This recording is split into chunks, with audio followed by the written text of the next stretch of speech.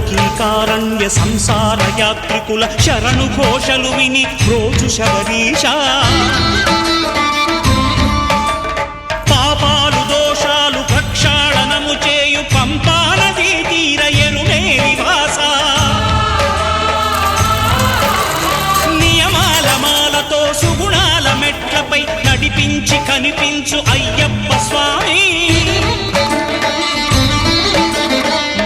సంక్రాంతి సజ్జోతివై అరుదెంచి మహిమలను చూపించు మణికంఠ స్వామి